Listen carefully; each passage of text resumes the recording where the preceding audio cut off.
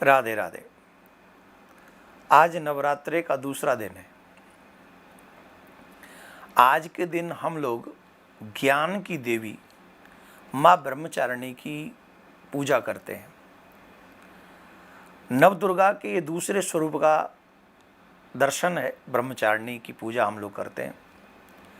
ये जो माँ है, ज्ञान और वैराग्य की प्राप्ति होती है इनकी पूजा करने से।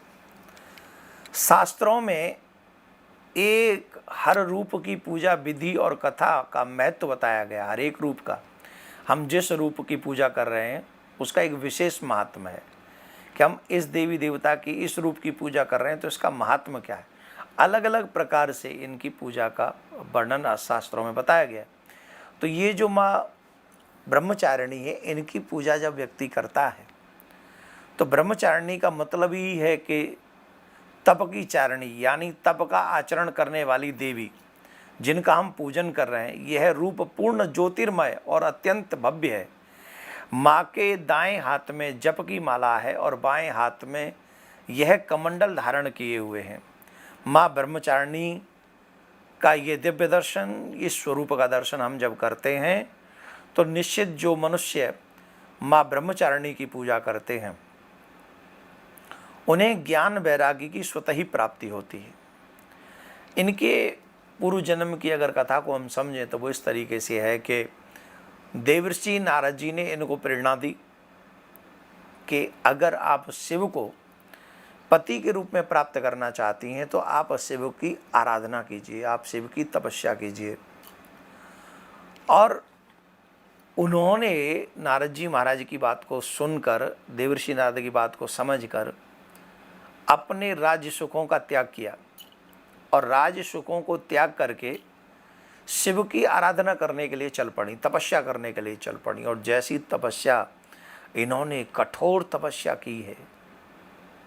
हम लोगों को क्यों कुछ प्राप्त नहीं होता? हम पाना तो सब कुछ चाहते हैं, बड़े बड़े सुख, ऐश्वर्य, वैभव लूट करके, सामान चोरी कर करके, पता नहीं किसी का कुछ मिल जाए, वो मर जाए, उसे रोग लग जाए, उसे ये हो जाए, उसकी संपत्ति हमारी हो जाए, हम कुछ ऐसा कर दें जिससे उसके हमें मिल जाए। अरे राम राम राम। अगर तुम, पहली बात तो मिलेगी नहीं, अगर ऐसे मिल भी गया तो हमारे ब्रज में कहावत है कि हमें एक एक चीज़ वापस करनी पड़ेगी। हमारे यहाँ तो कह देते हैं कोड़ हो के मरेगा, चुकाना पड़ेगा। क्यों? तुम्हारी थी नहीं, तुमने ज़बरदस्ती छीनी है।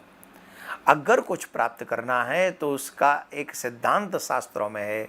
आप व्रत कीजिए, आप साधना कीजिए, आप तपस्या कीजिए, आप अनुष्ठान कीजिए। जिस मनोरथ के लिए आप जो कार्य करेंगे आपको उस कार्य की सिद्धि होगी। जानते हो माता रानी ने कैसी तपस्या की थी? जैसा कि इनके नाम से ही पता चलता है, ब्रह्मचारिणी। 1000 वर्ष तक इन्होंने केवल फल फूल खाकर बिताए थे और 100 वर्ष तक केवल जमीन पर रहकर साग पर निर्वाह किया था। कुछ दिनों तक कठिन उपवास रखते हुए खुले आकाश के नीचे वर्षा, धूप और कष्ट सहते रहीं। उसके बाद में उन्होंने 3000 वर्ष तक बिल्व पत्र होते ना, 3000 वर्ष तक मात्र बिल्व पत्र ग्रहण किए। और ऐसे उन्होंने वो तपस्या में लगी रहीं, आराधना में करती रहीं। इसके बाद तो उन्होंने सूखे बिल पत्र खाना भी छोड़ दिया, वो भी नहीं खा रही हैं, वो भी छोड़ दिया। वो निर्जल रहने लगी, निराहार रहने लगी। तब इनका नाम अपर्णा पड़ा।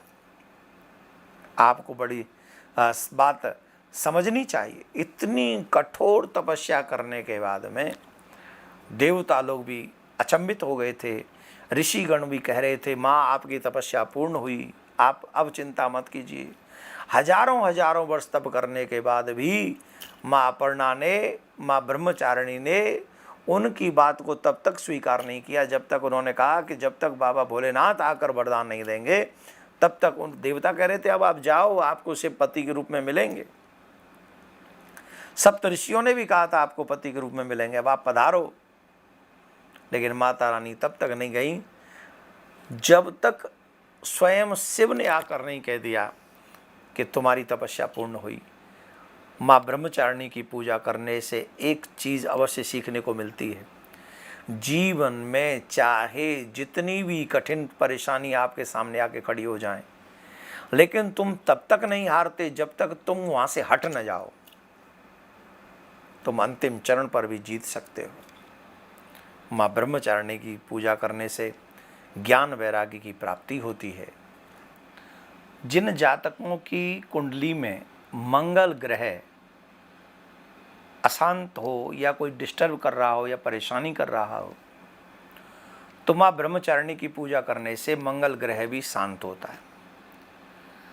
आप सबको एक चीज़ और समझ ले, थोड़ी बता दें हम, माँ ब्रह्मचारिणी को सफ़ेद मिठाई या तो मिश्री या कोई खोआ से बनी हुई मिठाई अथवा सफ़ेद कोई फल मिल जाए तो ठीक है, नहीं तो सफ़ेद कोई मिठाई का ही भोग लगाएं। फल इत्यादि अर्पित करने से माँ ब्रह्मचारिणी अति प्रसन्न होती हैं। तो आप सब इन बातों का ध्यान रखें। राधे राधे।